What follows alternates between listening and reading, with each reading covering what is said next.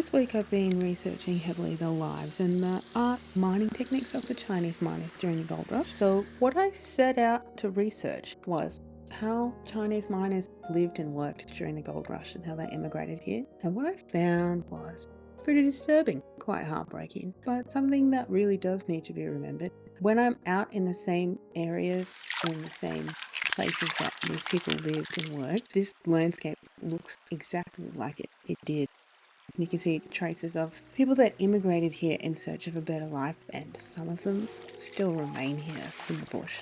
Some of them lost their lives here, some of them were murdered here, and they're still here out in the bush. So what I came across was on a website called Trove that has an access to like really old newspaper articles. But what I found, coincidentally, I started researching this on the 4th of July, and wildly, there was an incident that happened on the 4th of July as well, in 1857, called the Buckland Riot. Apparently, around 100 European and American men left a meeting from the Buckland Hotel, where the ringleaders of this meeting were reportedly American miners who were, quote-unquote, inflamed by alcohol, had decided that the Chinese must be outed from the mines. Chinese miners were beaten, robbed, and their joss house, or their temples, their place of worship, were all set alight, along with the destruction of their entire camps to set on fire, like all their belongings. 4 Chinese men lost their lives as a result, and 13 men were arrested and charged for the riot, but all of them were acquitted for all charges,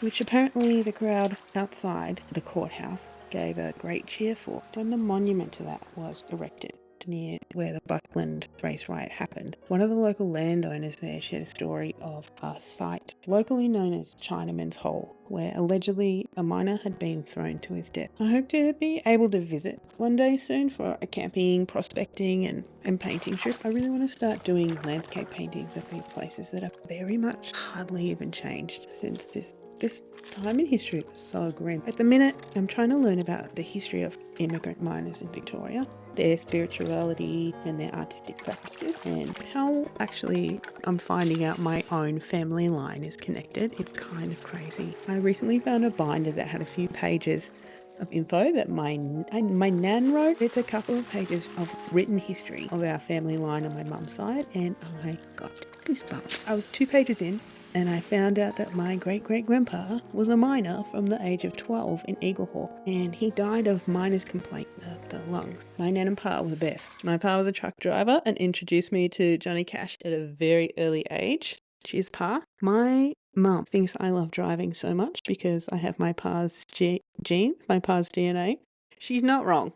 I fucking love driving and adventuring. And now that I don't have my support animal Angel Bear anymore, I think it's time to start going back out into the world and adventuring again. So I'm planning a few longer car camping trips to go prospecting. I'm still terrible at this, by the way. This is the second time I've ever been panning, and I spent 4 hours out there and the sun started going down, and I was like, shit, I think I'm just looking for my favorite rock during the day. I literally couldn't care if I could find gold or not. I'm just trying not to get murdered. And then I realised while I was editing this, hey, I'm like 6 foot tall. I have big giant horse legs. I'm covered in tattoos. I kind of look like the murderer. And that's great. I'm happy for that. So I'm planning to do a few more trips, teaching myself prospecting and learning about the history, and following my family history and visiting their grave sites. So eventually, I hope to follow that lineage all the way back to Ireland and Scotland. I can't believe I've never been to either after living in London for so long, but I was busy going to the pub and working every day of my life. I think that's why this is all feeling like it's such an exciting thread of interest to follow and research and visit and paint. Well, the painting definitely needs to improve somewhat first. Don't look at that, ancestors. Thank you very much. My landscape paintings are terrible and I will not be showing them until I have done them perfectly. Thank you. That's great. Now that I'm planning to be out in the bush and prospecting more, I'm trying to do it in the most respectful way, which might sound silly, but I'm a bit weird, so that's fine. I'm not someone that would see an old grave in the bush and not pay respect to that properly. So to me, that's someone's loved one.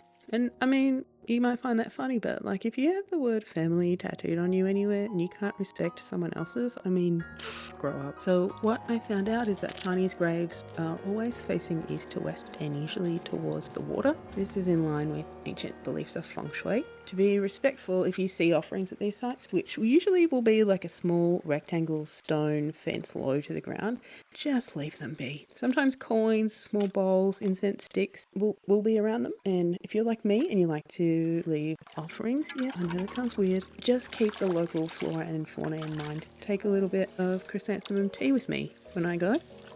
And I just found out that chrysanthemum tea and like dried white pears in the tea, Chinese miners used to use that to help protect their lungs, which is incredible. But don't leave anything behind in the bush that local wildlife will get sick from. And any non-native flowers that can wreak havoc on the ecosystem. Most people wouldn't go and take offerings to Chinese graves in the bush like I would. That's totally fine. You're not like me. It's okay. I'm off to actually visit a Chinese gravesite that was built in 2024 near my house. So during the gold rush here, Chinese miners, as a result of Victorian Chinese Immigration Act of 1855, Chinese miners were only allowed to look for fine gold or alluvial gold that came out of the diggings of other mines that had been abandoned. So they relied on alluvial gold washing. The basic principles of using water to separate heavy gold from lighter dirt and clay date back to the Xia, Xiong and Zhou period dynasties as early as 2000 BC.